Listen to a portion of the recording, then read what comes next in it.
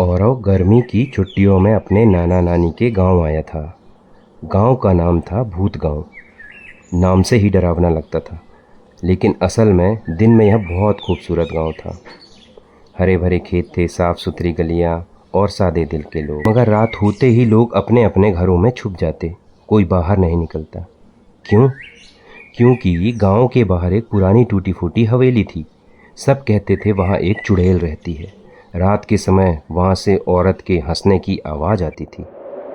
औरव बचपन से ही भूत प्रेत की बातों पर यकीन नहीं करता था।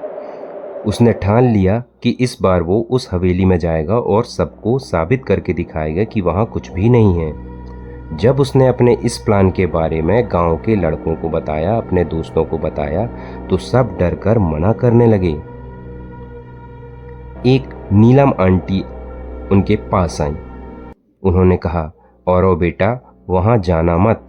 हर बात मजाक नहीं होती। वो हवेली रहस्यमयी है। जाने कितने लोग गए परंतु लौटे भी नहीं।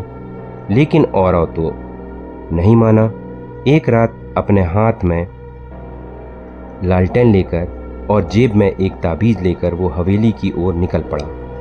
हवेली दूर थी। पेड़ों के झुरमुट में छुपी हुई हवा में अजीब सा सन्नाटा था। जैसे ही औरव अंदर पहुंचा, दरवाजा अपने आप बंद हो गया। धड़ाम। औरव डर गया, लेकिन खुद को समझा बुझाकर आगे बढ़ा। अंदर दीवारों पर जालें, फर्श पर धूल, टूटी फूटी चीजें पड़ी थी। अचानक उसे एक औरत के हंसने की आवाज आई। तुम आ गए? औरव कांप गया। उसने लालटेन इधर उधर घुमाई। एक सफेद साड़ी में औरत खड़ी थी, उलझे बाल, लाल आंखें। तुम कौन हो? औरव की आवाज कांप रही थी। औरत बोली, मैं इस हवेली की रूह हूँ। जिसने भी यहाँ कदम रखा वो यहीं फंस गया। अब तुम भी यहीं रहोगे, हमेशा के लिए।